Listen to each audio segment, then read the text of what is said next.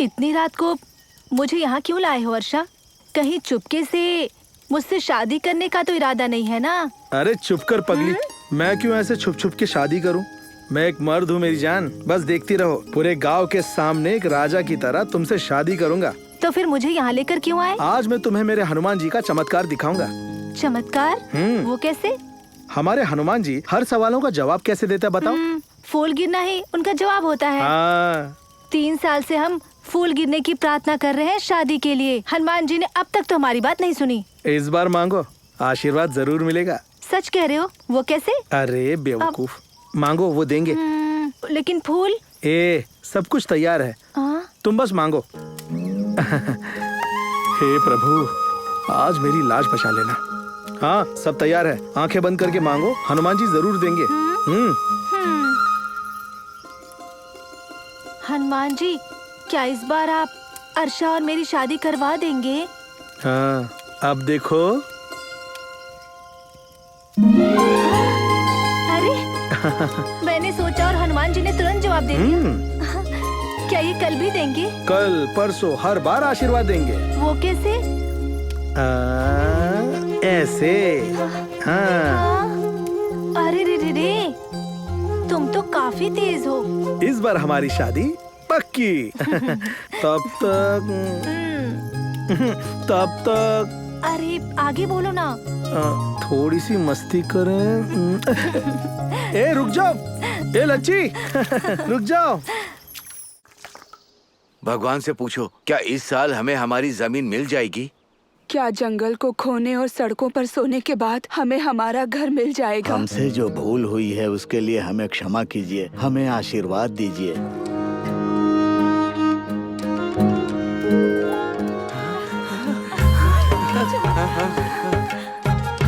हे प्रभु, मुझे माफ करना, आज भी फूल मैं गिराऊंगा।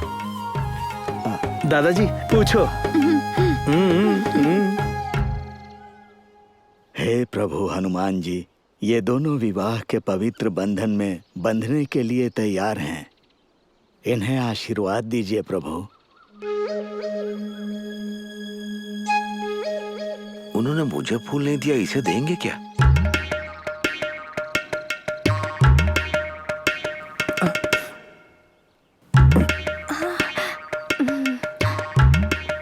पिताजी की कसम, इस बार भी वो आशीर्वाद नहीं देंगे। मामा ले लेना अगर दे दें तो। दादाजी, आप तो यहीं खड़े थे ना, अभी आगे क्यों चले गए? पीछे आ जाइए, थोड़ा पीछे आइए। हाँ, वो गिरा देंगे क्या? अगर भगवान को धोखा दिया तो आगे चली जाएंगी। अरे ये सब। हे मुतरसा, आशीर्वाद मिलने के बाद एक कदम भी इधर उधर नहीं हिलना चाहिए, नहीं तो प्रार्थना पूरी नहीं होती। ठीक है, तुम दोनों के लिए मैं फिर से प्रार्थना करता हूँ, मुझे फूल देना प्रभु।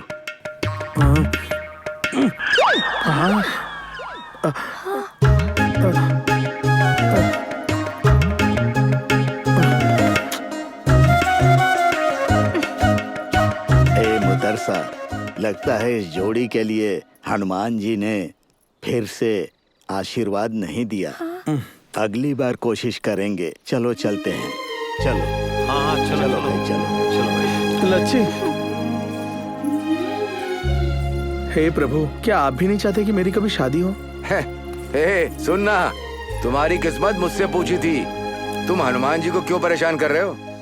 हनुमान जी ने तो उसका मजाक बनाया था। क्या प्रभु, आपने मुझे फिर से ठुकरा दिया? हाँ।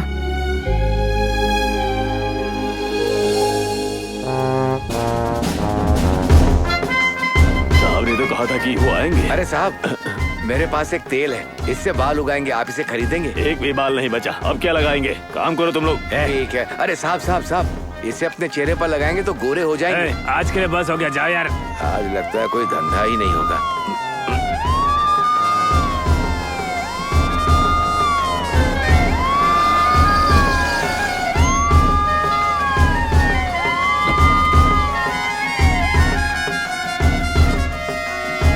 हेलो, क्या आप बिदरबुंडे से हैं? सर, क्या आप बिदरबुंडे से हैं? सर, हम बिदरबुंडे से हैं। अरे बाप रे, कहाँ ढूंढना पड़ रहा था यार। क्या हुआ सर, क्या बात है? कारी भाई, आपका बेटा आया है। आरसा बुला रहा है। क्या? आओ, जल्दी आओ। चलो, आ जाओ। ए मुतरसा, कहाँ है मेरा बेटा एंटेगोडा? कहाँ है बताओ?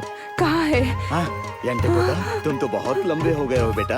ए देखो, मेरा बेटा बड़ा आदमी बन गया है, देखो।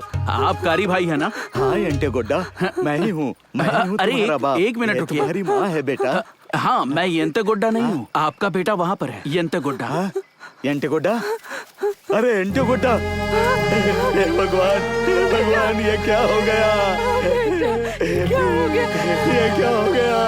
मेरा बेटा, रुको देखता हूँ। अरे बाप रे, बेटा। तुम्हारे शमशान में लाश क्यों घसीट लाए? तुम्हारी हिम्मत कैसे हुई? पहले ये लाश तुरंत हटाओ। भाइयों, ये तो अब मुर्दों का घर है। ये जगह अशुद्ध हो गई है अभी। अरे साहब, नमस्कार साहब। नमस्कार भाई, मेरा बेटा है। हमारी लाश जलाने वाली जगह पर उन्होंने अपनी लाश लाई है। ये शमशान क्या उनके बाप का है? अरे रुको, मैं कुछ कहना चाहता हूँ। शांत हो जाओ। देखिए, अगर आप में से किसी की मौत हो जाए तो इस गांव में दफनाने के लिए या जलाने के लिए कोई जगह नहीं है। ठीक है मालिक। तुम कह रहे थे कि कौन मर गया? कारी भैया का बेटा है साहब। बस्ती के बाहर मेरी खुद की एक जगह है। तुम इस जमीन का इस्तेमाल अंतिम संस्कार के लिए कर सकते हो, ठीक है? बाद में आकर मुझसे मिल लेना। मैं तुम लोगों के लिए पक्की जमीन का बंदोबस्त करवा दूंगा। अब तुम लोग जा सकते हो। बहुत मेहरबानी मालिक। गरीब लोग हैं, इन्हें परेशान मत करो। नमस्ते। कई सालों से वो हमारे एनजीओ संस्था में सेवा कर रहा था। उसका सपना था लोगों के लिए जमीन का इंतजाम करना। इसने इसके लिए बहुत संघर्ष किया, लेकिन कल के संघर्ष में पुलिस की फायरिंग में उसने अपनी जान गंवा दी। उस दिन मुझे भी उसके साथ चले जाना चाहिए था। अगर मैं ऑफिसर होता तो मैं अपने लोगों की जमीन दिलवा देता। हमारे इस गांव में एक भी पढ़ा लिखा नेता ही नहीं है। मेरी बात सुन भांजे, नेता बनने के लिए पढ़ा लिखा होना जरूरी नहीं, योग्यता होनी चाहिए। मेरे जैसा हिम्मत वाला होना चाहिए। सही बोला मामा तुमने। हमारे गांव में आपको छोड़कर नेता बनने की हैसियत और किसी की नहीं है। क्यों बताओ?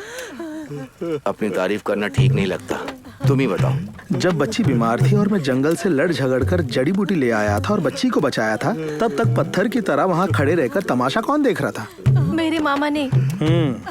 जब खुदकुशी करने के लिए सावित्री उस नदी में कूदी थी, तब अपनी जान की परवाह किए बगैर हम जब पानी में कूदे और सावित्री को बचाए थे, तब तक वहाँ खड़े रहकर तमाशा कौन देख रहा था? मेरे मामा। लापता लोगों को ढूंढने के लिए जब पुलिस स्टेशन के बाहर हम धरना कर रहे थे, जब इसला केरोसिन डालकर आग लगाने की धमकी दे रहा था, सिर्फ मैं वहाँ खड़े रहकर उसे चुनौती दे रहा था। लेकिन तब तक हाथ बांधकर पत्थर की तरह कौन खड़ा था? ये था। तुम जैसे काबिल इंसान के अलावा इस गांव में कोई और नेता बन सकता है क्या? हाँ, आज तक हम अपनी आंखों के सामने के हीरे को पहचान नहीं पाए। अब तुम ही हमें रास्ता दिखाओ। हम सबका नेता बनो, तभी उसकी आत्मा को शांति मिलेगी और हमारे मन को शांति मिलेगी। ये तावीज मैं अपने बेटे को बांधना चाहता था, आज मैं तुम्हें बांधता हूँ। हाँ? नहीं दादाजी, मुझे नहीं चाहिए। जिस दिन हम सबको जमीन मिलेगी उस दिन मैं ये ताबीज बांधूंगा। तुम कुछ भी कहो, लेकिन तुम ही बिदर बंडे के लोगों के नेता हो। नेता वही बन सकता है जो हमेशा चुप रहे और लोगों की जिम्मेदारियों को भी उठाए। वही असली नेता है। तुमसे बहुत कुछ सीखने को मिलता है।